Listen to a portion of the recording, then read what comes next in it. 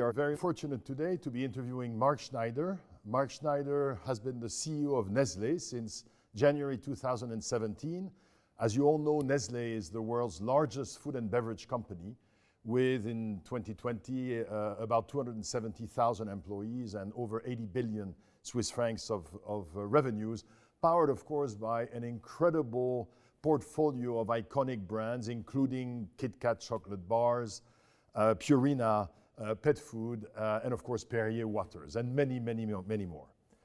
Mark, you were the first external CEO hired by Nestlé in almost 100 years. You joined Nestlé from a healthcare group, Fresenius, which you had joined in 2001, and soon thereafter became CEO for the group. And of course, during that time, you were incredibly successful. Thank you again for making the time to be with us today, and also for welcoming us in this Nestlé facility. Well, thank you for having us on your program. Very happy to join. So, Mark, we're recording this interview at a time where hopefully we are starting to see a light at the end of the COVID crisis tunnel. And of course, for some countries in the world, this light is still a little bit far out, but hopefully in Europe, certainly it seems to be improving a bit.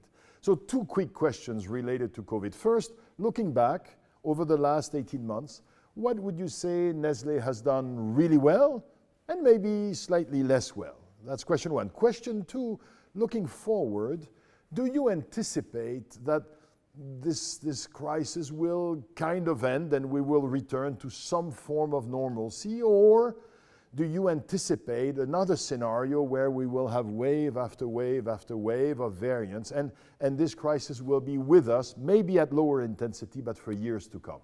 Yeah.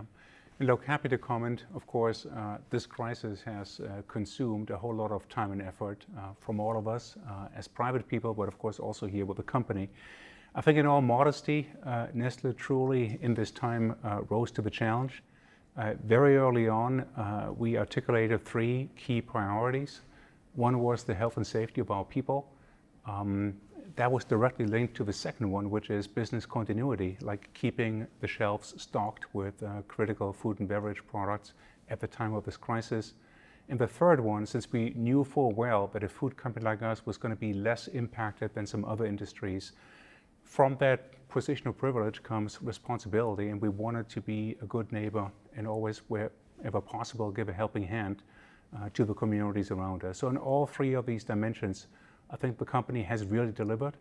It was gratifying to see how the decentralized structure was paying off, because while the priorities were the same, people in those regions found quite different answers to that challenge. And nonetheless, against the backdrop of their specific environments, we were meeting those objectives really well. Now, in terms of what could have gone better, hindsight is always perfect, as you know. We did keep up supply chain quite well compared to our peers, but of course we did face outages here and there. Had we known that something like this is on the horizon, we probably would have prepared the supply chain better, run larger inventory levels and so forth. I think there's a common learning here for everyone, and that is everything was optimized for efficiency before. I think the virtue of having some extra reserves for a rainy day, I think that has come back with this crisis, and of course we also learned our lesson in that regards. Now, going forward, there's hope, you're right, through the vaccination programs, but this will be a protracted recovery from all I can see, at vastly different speeds, country by country, depending on the availability and adoption of vaccines. And then second, I think it's going to be a non-linear recovery, in the sense that you will see some setbacks, whether that's some mutants or whether that's something else, I don't know. But clearly, this is not what people maybe did hope in the beginning, and that is you get vaccinated, it's over. I think this will be a several-year process. It is often said that strategy starts with two fundamental questions: where to play and how to win. So let me start maybe with a few questions around where to play, which of course refers to Nestlé's portfolio of businesses. Now, under your leadership, the company has been reshaping the portfolio with a number of significant acquisitions and a number also of disposals over the last few years. One of the most visible acquisitions was the $7 billion coffee licensing deal with Starbucks. You were already very present and very successful in the coffee category. Tell us a bit more about the rationale for this deal. Sure. And look, coffee is our signature category. It's our largest category, and it happens to be a large, growing, and very attractive market, and one that really benefits from all sorts of areas of differentiation. The way you prepare coffee, different brands, and also temperature, like ready to drink, cold or hot.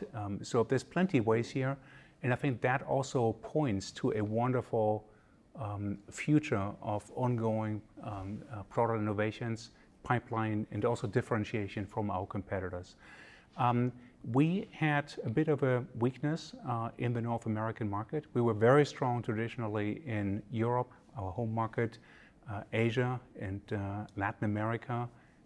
But North America, we had a bit of a weaker market presence. Starbucks is the ultimate iconic US brand. And it also stood for a type of premium position that's very consistent with our approach. And hence, I think it was a match made in heaven, and couldn't be happy with how this project has been going. Wonderful. Now, Nestlé has been investing heavily in health science and in its health science units. And you've been developing a range of products for a range of health problems. You have also divested some businesses like Nestlé Skin Health, which maybe was too close to pharma. I guess there's a continuum between nutrition and pharma, and it seems that both sides seem to be converging somewhere in the middle.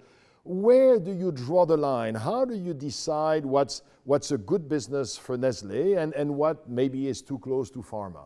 Yeah, we are actually willing to go into pharma and prescription type products, but it has to be anchored in nutrition. And hence our vehicle to do that is Nestlé Health Science. The problem with Nestlé Skin Health was that it really lay outside of the perimeter, which is our sweet spot, and that is food and beverage. So it was really a topical business per se. Whereas, what we believe in is how can we bring in the power of nutrition to the products we offer. And so in that sense, it made sense to focus our efforts and divest of it. In Nestlé Health Science, though, we're very happy. We have a few products that straddle into the prescription area. It's not always easy on a global scale to make that distinction, because sometimes the same nutrition product that could be a prescription in some market could be over the counter in another. We're not typically going high tech. We're not going into injectables, for example. But for what is related to your nutrition processing and digestive tract, frankly, an occasional pharma product here and there adds credibility and makes use of the know-how we have in that space. So the categories that is sometimes referred to as nutraceuticals, that is it's a super promising area. Within scope. Absolutely, and a super promising area as more and more people get so knowledgeable, thanks to Dr. Google, on what is good for them and what they may be lacking in terms of vitamins, minerals, and supplements. So we see major promise in this area. Maybe one more question in this area, because you have referred to personalized vitamins, minerals, and supplements, and you've said they're going to be the next frontier. Now, a few years ago, I remember working with some pharma companies that were talking about personalized medicine. So how will this personalization work? Personalization in our case is probably a little easier than in some other heavy-duty pharma or biotech applications, because there very often you need to have a pretty good understanding of the person's genome. In our case, mostly it's built on questionnaires, lifestyle, diseases you may have, and in the most advanced level it will be a blood test, but it doesn't go deeper than that. And blood tells you the full story in terms of which vitamins, minerals, and supplements may be there at below par level, which may be over-concentrated. So this is where I think you can then tailor those personalized solutions. And so that, I guess that will also capitalize on individuals taking charge of this process, right? Because they would get a blood test, and from there, thanks to Dr. Google, as you called it, they would be able to identify some food and some nutritional components that would be good for them or not good for them. Yeah, in some cases it's people taking charge and then looking up what they need and filling in all the necessary information online and, for example, uploading a blood test if they have one.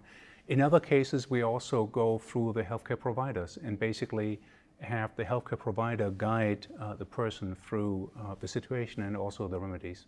Now, another area that you divested is the US confectionery business, which you sold to Ferrero, and this business including some very well-known brands like Crunch and Butterfinger, and I remember when I was a kid, Crunch chocolate. Now, confectionery, of course, involves sugar, and sugar has been increasingly fingered as a source of inflammation and also as a source of extra calories. Should we expect the proportion of Nestlé sales coming from sugar-related products to continue to decrease over the next few years, or is that an isolated case? I think the divestment of our confectionery business in the US was more driven by what I call the ability to win, or the lack of it in this case, because we had shrunk to a distant number 4 with market share of less than 5%, and hence with those brands and their brand demographic and price positioning, it was very hard to catch up to the leading pack and then win there. We made it very clear when we reviewed that business and sold the business that this is not a reflection on our confectionery business worldwide, because in some markets we are actually very strong. We're number 1 or 2 and enjoying that leadership position very much. So it was not so much a reflection for or against the category. We do believe that in addition to the sheer nutritional needs that everyone has, food products are also about enjoyment and indulgence. When we play in those segments, we still want to offer the healthiest option, but it's also clear to us that taste and mouthfeel and attributes like this in those categories are decisive. And we really try to cover all aspects of food, not just the one that keeps you alive. Okay. Now, more generally, you've said that plant-based food and plant-based proteins in particular will be, you called it, once in a generation opportunity for Nestlé to regenerate its $12 billion prepared food business. Now, it's also a growing business in its own right. So can you tell us about the direct and also indirect future that you see for plant-based proteins and plant-based foods? Yeah, and the best way to drive that home is to actually show you specifically 2 products that we have recently developed. So you will see on the one hand the inner core of plant-based alternatives. So this would be a plant-based burger patty. This is what really got us onto the market and got us a lot of credibility.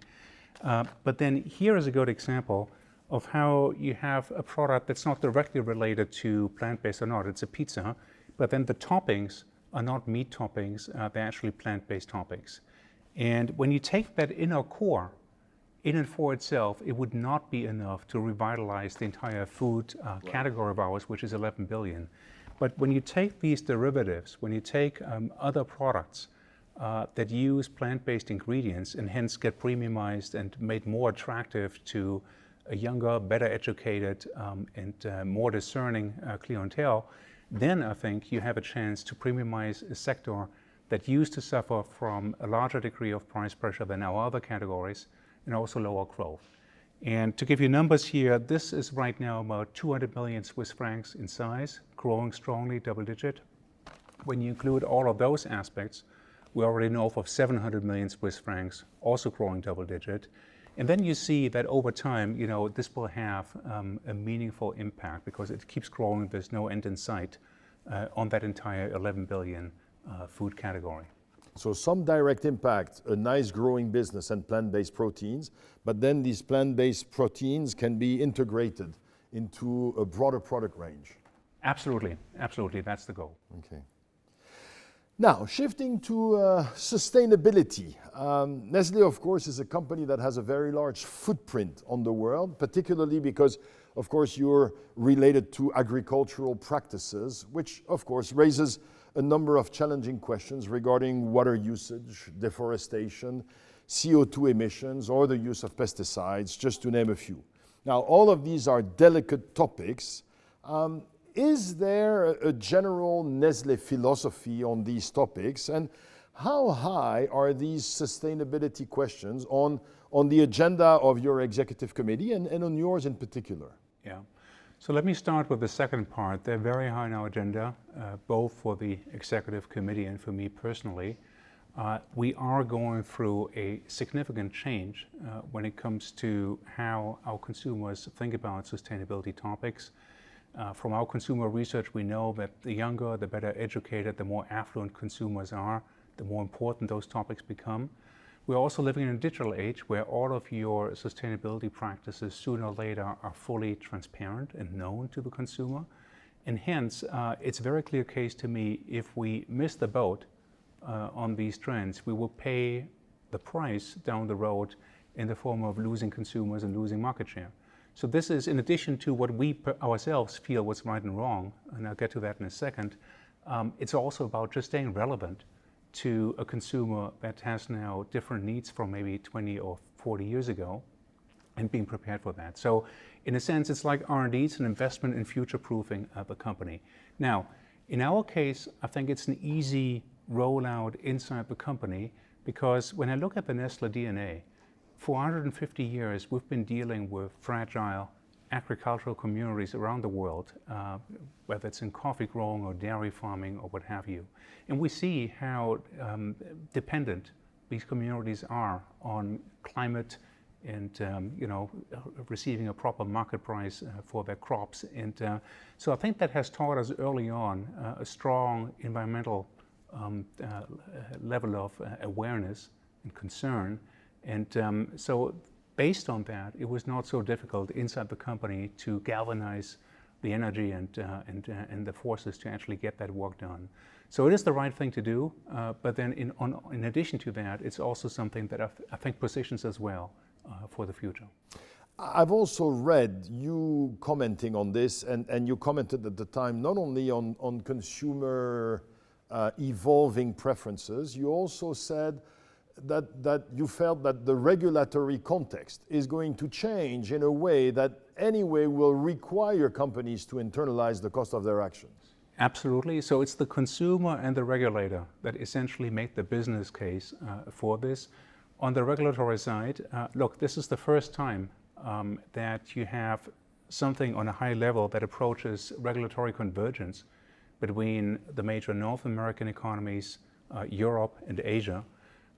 Between 2016 and 2020, when the US was not part of the Paris Agreement, they were missing in that equation. Before 2016, not all of the Asian economies were convinced that this is something they need to work on. Europe, I think, has been there for a longer period of time, but it's only with those three major blocks somehow going in a similar direction that you get momentum. The detailed solutions by country may look different, and also some of the timelines may look different, but the overall direction of travel is now aligned, and I think that creates a lot of powerful regulatory force. But one last question on this. But even then, so clearly consumers increasingly demanding in this area, regulators hopefully increasingly clear and convergent in this area as well. But there's still some question as to when we will have to do what. So there's still some uncertainty. I mean, I remember some of my clients, they've been expecting carbon pricing, for 15 years. So is there still sometimes when you're in the boardroom, are there still sometimes moments where it's hard to assess whether this is really going to be maximum profitability or not? So is there a moment where you have to give it a leap of faith, or where you have to give sustainability the benefit of the doubt? I mean, there's got to be moments where the numbers don't tell the whole story, right? Look, this is not only the numbers, but let's be clear, this is no different from other business situations. When we develop a new product, how would we know that it's exactly that product the consumer wants a few years from now? or that some other need is addressed here. So there's always an element of risk, and you might get it wrong. And you don't, I mean, when we talk about value maximization, you never get it right to the last centime. But in terms of the overall direction, I think there is no doubt in my mind. Yes, this requires a lot of upfront investment, but I do believe, as mentioned, that there is a good business case for that investment. And now it's about making it happen. It may be a bit easier for the consumer-facing companies because there you have both of these elements kicking in. The consumer, which I think is easier to forecast at this moment, and the regulator. With some of the upstream industries, the ones that are more like business-to-business areas, where it's really only the regulatory side, that may be a little harder then to assess. I'm not surprised when you do an analysis of the companies, for example, that have taken the United Nations 2-degree pledge or 1.5-degree pledge. They skew a little bit towards consumer facing because I think everyone is seeing the same landscape out there when it comes to the new consumer. Maybe related to sustainability, maybe not. I would like to ask you a question about the water business. Some of your predecessors had identified it as an important business for the future. You just decided to sell off a significant part of that business. Why did you do that? Yeah, and for us, it is still one of the high growth businesses that we're very committed to. It just over the years became clearer that we were engaged in some segments of the waters business where it was increasingly hard to win. The most promising segments for us are clearly premium brands and also so-called functional water brands where we add some sort of vitamins, minerals, or supplements benefit to the actual water offering. In the lower price points, just plain undifferentiated still sparkling water, that's a segment around the world that's very competitive. And we found it increasingly hard to meet our stringent environmental criteria and at the same time be cost competitive. Hence, we're withdrawing to these more promising segments. But there, we've also invested recently. So we bought another brand, and so we'll keep expanding that business from that smaller base. Now, shifting from where to play to how to win, let's talk briefly about innovation. Innovation, of course, has always been an important topic, but you seem to have accelerated its role and its focus within Nestlé. So what does innovation mean for Nestlé today, and how has this changed over the last few years? So look, we're sitting here in the R&D accelerator, and with all the many product samples here, you're seeing the power of recent investments in R&D and the difference that they can bring to consumers. And to me, innovation is, in this day and age of complete price transparency, it's the new way of pricing. So people are happily paying up for something new and exciting that offers new additional benefits. For the same stock keeping unit as last year, frankly, you are hard pressed even to recoup inflation. And these days, remember, it's been only 10, 12, 13 years that consumers can stand somewhere in an aisle and basically instantly compare prices to the best available price online. Or when they start shopping online anyways, you have all sorts of crawlers that give you the best available price. So the pricing really comes from new and exciting products, not so much from pricing up the existing units. And one of the things I read you saying in the press is also that you've tried to accelerate the innovation process. And of course, you also have food safety concerns and constraints. But within those food safety constraints, you've tried to accelerate the innovation. It's two things. One is, of course, we're fully meeting the food safety requirements, but occasionally taking a risk and even going after something that may be slightly to the left or right of what our traditional core is, and just being more playful and running experiments. That's one. But then the other one that you're alluding to is reducing the cycle time from concept to store shelf. Remember, this is food, okay? So this is not high tech. This is not pharma that requires extensive clinical tests and regulatory approvals. So for most of these categories that are not subject to approvals, we should be able in 6 or 9 months to actually make it from an idea to an actual product that's out on the shelf.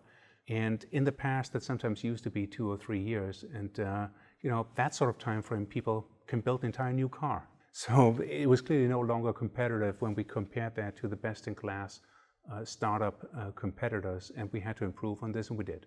So that I was about exactly to make sure that I confirmed this. So what you're saying is, over the last few years, one of the significant differences is we've accelerated the cycle time in order to be able to innovate faster. And of course, I know one of the things that you had been attacked by increasingly were these small brands that were coming up with innovations. Yeah, okay. And that opens up a whole new arena. In addition to just keeping up with competition, it also allows you, while an event is still happening, to react to a changing market. So take COVID. Okay, so very clearly, when you look at the number of Google searches, there's a huge interest in everything related to immune boosting capabilities. We were able, from the beginning of the crisis to this winter, to get out a muggy soup that boosts the immune system and can rightfully make that claim. That sort of endeavor, to respond to a circumstance while it's happening, in the past with our development times would not have been possible, but now we did. Now, let me shift away from business to focus more on you as a leader. You're the CEO of one of the world's largest and most global companies. So, two sub-questions. One, what's the most fun about your job? And I'll let you define fun however you wish. And what's the most challenging part about your job? Yeah. So look, hands down, when it comes to the most fun, is exactly what we're talking about here in the Development Center, and that is exploring and discussing and trying new products. So here again, going back to our burger, I can't tell you how many iterations we've had of this. I believe over the last 2 years, I probably had, I would guess conservatively, 50 of those. And I love every moment of that. And comparing this, sitting together with our colleagues, and then, making sure the product is just right. That's something I tremendously enjoy. And that plays out in so many other categories as well. And of course, with about 25,000 products in our company, as you can imagine, this is like being a kid in a toy store. So that's the part I really love.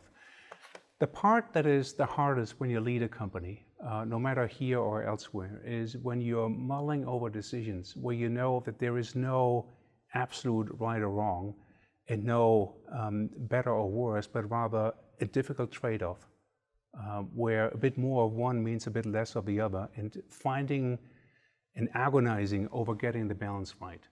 So thinking about environmental targets, as we see, quite a few of these, as worthy as they all are, tend to be opposed to each other. Right. So when you replace the plastic packaging for water with a returnable glass bottle, yes, you're reducing plastic packaging, but you're also increasing your CO2 emissions.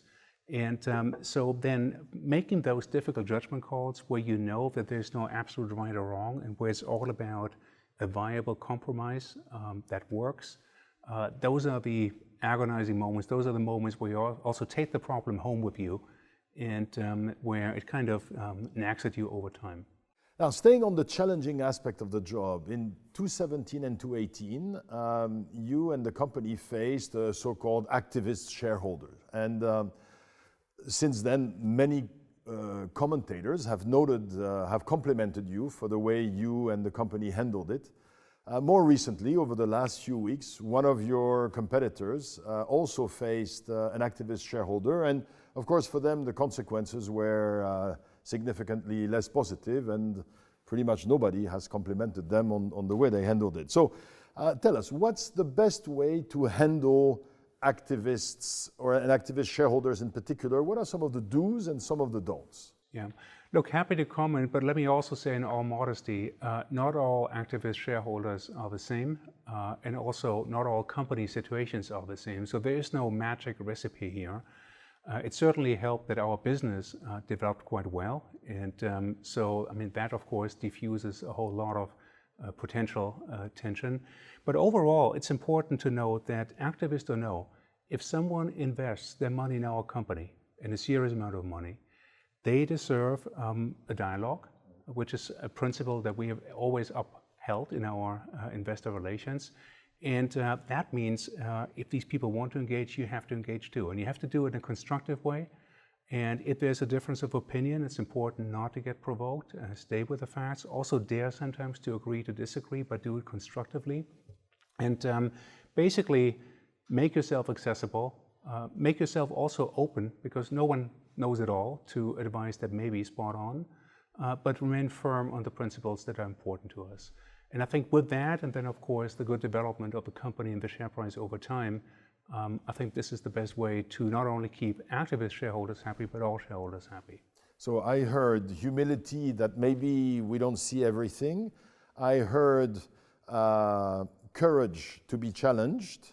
I also heard try not to be provoked. Is there an aspect sometimes that it's hard? I've seen CEOs who sometimes took things very personally. How challenging is it not to take it personally? Look, you got to stay fact-based and you got to stay constructive. I mean, when we assess executive leadership, we always demand it from our people. Well, then, you know, the CEO has to live it too. And so it's all about fairness and being open, constructive. And then also, you know, keeping the things, because usually our investor relations dialogues are confidential. From our side, keeping them there, even if the other side occasionally may choose to make things public. From our side, you know, when an investor engages with us, we listen, but we also assure confidentiality. And one thing I heard in both of your answers is the importance of having a few principles that guide your action. Principles, of course, are important. When in doubt, principles can guide our selection of action. Essentially, the principles on what is important for the company, because, I mean, as much as shareholders can have wonderful additional ideas, I mean, the intimate knowledge about what's important to the company, I mean, that's essentially what you pay management for. And so we're closer to the situation, we spend more time on it, and so in the end, we are responsible for how decisions are taken, and also we stand responsible for the results.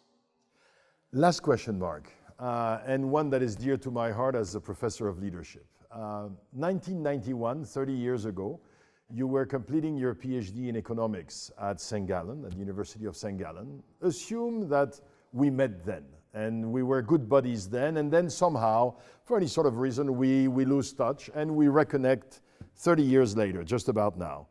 How different is the Mark Schneider of 2021 from the Mark Schneider of 1991, and how much of those differences, if any, are the result of a conscious and deliberate journey on your part? Yeah, look, very interesting set of questions, and let me start by saying, hopefully he is quite different, and hopefully this would not only apply to the time frame from 91 to now, but also to the time frame from, let's say, 2017 when I took this job to now. My philosophy is life is change. As you go through life, there is, you know, constant learning going on, and being able to take new situations in and kind of reimagine, reinvent yourself, to me is part of life and facing it successfully. The alternative is ossification, and that's not a good thing. Didn't help the dinosaurs, doesn't help us. And so, yeah, I mean, there's certainly aspects over time that I hope will continue to change. And if we sit here 5 years from now, would continue to change. Specifically, you know, since everyone's biography is a little different, 91 was also the starting point to what I call the American chapter in my life. I spent a lot of time in the 90s in the United States. Eventually ended up being a US citizen, taking citizenship in 2003. And yes, that was a period of time, both at university and professionally, that has sort of pushed me a bit out of the European comfort zone where I grew up, and gave me a new angle on quite a few matters, and that left its mark. That plus, of course, then all the ongoing experience through my jobs I've held and personal life. I mean, take as a good example the environmental discussion we had, where had you asked me 20, 30 years ago, I would have told you, look, I mean, obviously willing to listen, I'm not rejecting climate change, but do we really have the data? Well, now we do have the data, and being open to that and seeing it, and at some point, you know, when the time is right, based on the facts, to change your viewpoint and also your action plan. I think that to me is the essence of life, not only from a executive point of view, but also personally. Mark, thank you very much for making the time, and best wishes of continued success to you and Nestlé. Thank you.